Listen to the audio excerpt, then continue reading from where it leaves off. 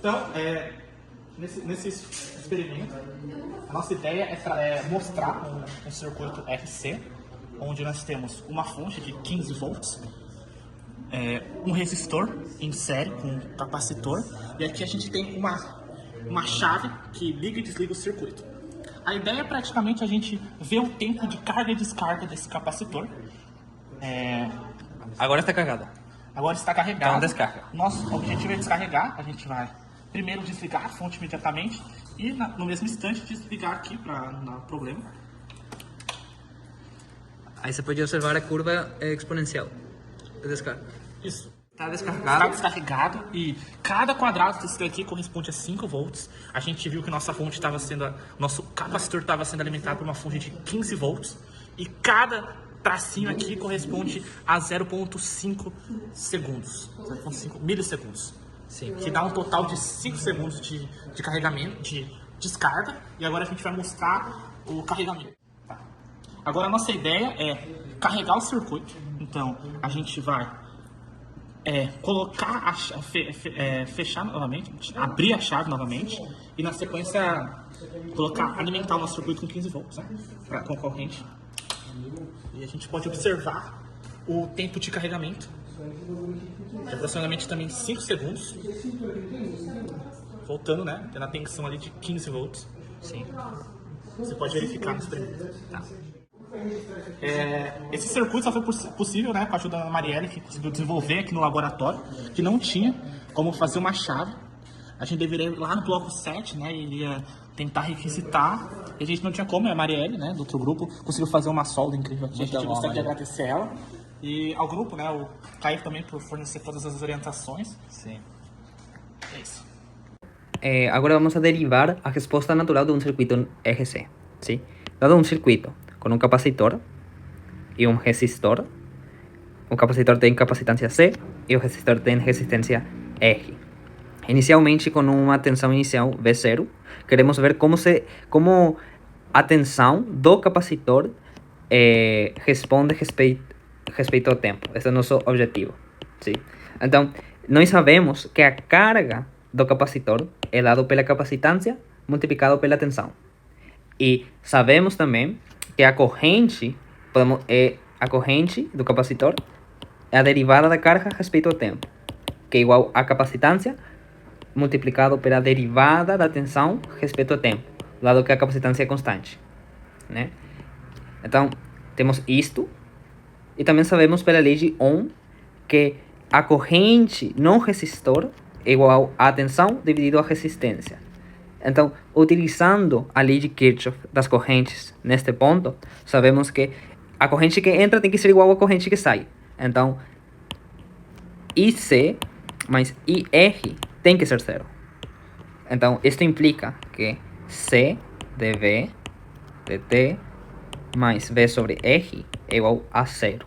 ¿Sí? Eu vou denotar a derivada como V'. ¿Sí? Então, C V' é igual a menos VR. ¿Sí? Então, V' dividido V é menos 1 sobre RC. RC é a constante de tempo, a constante capacitiva. ¿Sí? E isto que está aqui na esquerda, isto nada mais é que a derivada do logaritmo natural da tensão respeito ao tempo. ¿Sí? É a mesma coisa. Então, integrando ambos lados, temos que isto vai ser integrado uma derivada, é a própria função. Sim? E isto vai ser menos t sobre RC mais uma constante. Esta constante vai ser o logaritmo natural da tensão inicial. Sim? Então, elevando tudo a la E, temos o que queríamos achar, que a tensão no capacitor é V0 por E a la menos t sobre RC, que é uma função de decaimento, ¿sí? Algo assim. Aqui é V0 e decai exponencialmente. Vamos a ver isto mais certinho, ¿sí? Esta função e inicia aqui no tempo zero e decai exponencialmente. Isto que se observa no osciloscópio, né? Então, de um jeito análogo, se pode fazer o mesmo procedimento para a carga de um circuito RC, ¿sí? Com uma resistência e com um capacitor. De um jeito análogo, você pode achar, tipo, utilizando outras técnicas de integrais e de uma resolução de equações diferenciais ordinárias, mas se pode resolver. E se esta fonte tem uma tensão VF, sim? E isso daqui é a tensão VC, o resistor com resistência R, temos que a tensão do capacitor vai ser a tensão da fonte por 1 menos E menos T RC. Sim? É uma equação muito parecida à suma. Sim? Esta é a função, a tensão do capacitor na carga, que mais ou menos tem esta forma. E esta aqui é a tensão do capacitor na descarga. Sim? Que mais ou menos tem esta forma. Que é o que se observa no osciloscópio. Sim? Então, quando se carga o capacitor, é assim. E quando se descarga, é assim. E foi isto mesmo que nós observamos nossa experiência no laboratório. Uma carga assim exponencial e uma descarga assim de decaimento exponencial também. Isso é tudo. Muito obrigado. Olá a todos, esse vídeo eu vou falar sobre o circuito RL. Existem vários tipos de circuitos que nos ajudam a entender melhor como a corrente e a tensão operam. Nesse caso, a gente vai falar sobre os circuitos RL, que são circuitos formados por resistores e indutores conectados em série ou paralelo. E, quando combinados, eles trazem características únicas da tensão e da corrente. O nosso objetivo é analisar como a corrente e a tensão se comportam. Aqui a gente tem o nosso circuito montado, que é formado por um resistor de 1K ohm. O resistor ele serve como ele é um componente que vai resistir ao fluxo de elétrons gerado pela fonte. Nós temos uma fonte de alimentação também de 3 volts. Ela é responsável por fornecer energia para a operação desse circuito. E temos um indutor. O indutor ele é um fio condutor enrolado que, quando passa a corrente por ele, ele armazena energia na forma de campo magnético. E basicamente, o indutor ele vai resistir a um fluxo de corrente até o quanto ele pode. Ele vai resistir e ele vai operar sobre as leis de Faraday. De forma mais detalhada, o indutor ele resiste a mudanças na corrente que passa sobre ele. No caso, se a gente tem uma fonte de corrente contínua, ele vai se opor com essa mudança de corrente, mas ao passar do tempo, se essa fonte for contínua, ele vai se estabilizar, ele vai deixar essa corrente fluir normalmente até se encontrar um estado estável, um estado de equilíbrio que todas as variáveis já estão constantes. Não tem mais mudança. E por fim, a gente, em um ambiente físico, utilizaríamos um osciloscópio para visualizar a variação da tensão em função do tempo. E de forma indireta, a gente poderia visualizar a corrente se a gente soubesse a resistência do circuito, aplicando a lei de Ohm. No nosso experimento, a gente não tem um osciloscópio físico aqui, então a gente vai utilizar, como estamos trabalhando no ambiente simulado, vamos utilizar um medidor virtual de tensão e corrente, para que a gente possa observar e registrar, através de gráficos, a corrente e a tensão em função do tempo, para a gente poder entender o comportamento, como já havia mencionado, da corrente e da tensão para o circuito RL. Vamos fechar o circuito e observar como são esses gráficos. Perceba que o eixo à esquerda descreve a voltagem, o eixo à direita a corrente e a horizontal o tempo.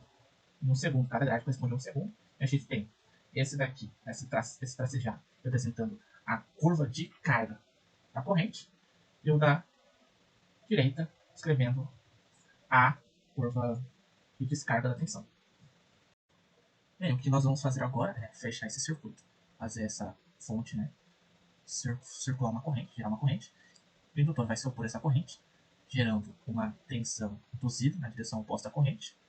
Consequentemente, vai ter uma queda de corrente, que é o que descreve a equação VL, e vai ter um aumento da corrente, porque mesmo ele se opondo àquela corrente, ele, ao passar do tempo, vai resistindo cada vez menos até um estado de equilíbrio, onde as variáveis elas vão se tornar constantes nesse caso. E aqui a gente tem as equações que descrevem o comportamento da corrente e da tensão para um carregamento do indutor. Agora a gente vai continuar, né? Vamos continuar aqui. Vamos agora, a gente zerou a fonte, vamos verificar as curvas. Vamos ver. A gente está tendo as curvas aqui para corrente, né? A corrente vai diminuir até zerar.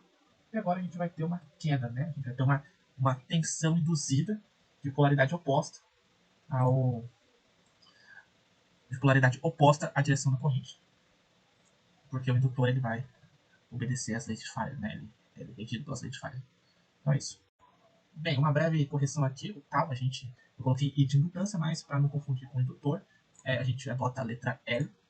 E o tal, ele é um constante de tempo do circuito, ele descreve o tempo necessário para a corrente, ou a própria tensão, chegar a aproximadamente 63,2% do seu valor máximo, após a fonte ser ligada, né, ou ser desligada, no nosso caso. A gente vai fazer análise agora. No caso, o nosso tal para esse circuito específico, esse circuito RL, é de 1 segundo. Em 1 segundo, esse tal é uma constante de tempo que diz quanto da certa fração ela tem da corrente máxima. No caso, um tal equivale a 63,2% da corrente máxima, nesse caso, que equivale, no nosso caso, a 1,896 mA. É nessa intersecção aqui, no nosso gráfico, para a parte da carga do indutor, né? Carregamento do indutor, aqui a gente tem um crescimento, né? Um acréscimo de corrente, um decréscimo de tensão. Bem nessa intersecção, a gente tem um valor teórico esperado, que é de 1,896, nesse caso, miliamperes para corrente e volts para tensão. Na descarga do indutor, a gente percebe que é respeitado o valor teórico esperado, a gente quer um tal. E quando a gente olha aqui, né, essa grade de um tal aproximadamente, deveria ter um carregamento, um descarregamento de 63,2%. E isso acontece aqui porque nosso miliampere aqui vai aproximadamente 1,104, né, que seria mais ou menos aqui, começa um pouquinho depois, pelo parece, chega aqui então tal. O mesmo acontece aqui, um carregamento de 63,2% em um tal para voltagem, né. Lembrando que essa polaridade invertida é porque o nosso indutor ele faz uma autoindutância em si mesmo, se opondo à corrente, né, que está saindo dele, uma vez que a fonte foi zerada e agora vai ter uma diminuição no fluxo de corrente que passa por ele, ou seja, uma perda de energia, ele vai perder energia armazenada. É isso, muito obrigado. Então, meu nome é Júnior, eu vou falar basicamente das propriedades de um circuito RLC, um circuito que tem uma resistência, um indutor e um capacitor, né? O nosso objetivo basicamente vai ser achar uma expressão para a corrente em função do tempo nesse circuito, né? E a gente vai aplicar a lei de Kirchhoff das voltagens para conseguir achar isso, né? Então a gente precisa de uma expressão para as voltagens para cada um dos componentes do circuito. No caso do indutor a gente tem aqui, que é basicamente indutância vezes a derivada da corrente. Logo, para o capacitor temos isso aqui, que é 1 sobre a capacitância, vezes a integral da corrente sobre o tempo.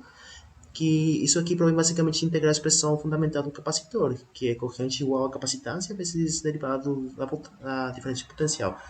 Logo, a gente tem a resistência, a expressão para resistência, que provém basicamente da lei de Ohm, né? Logo, a gente soma tudo aqui, as voltagens tem que dar zero pela lei de Kirchhoff, num circuito fechado, né? Tem que dar zero a somatória total. Logo, a gente deriva, porque a gente não quer uma integral numa equação diferencial, e a gente acaba com uma equação diferencial aqui de segundo grau, de segunda ordem, né?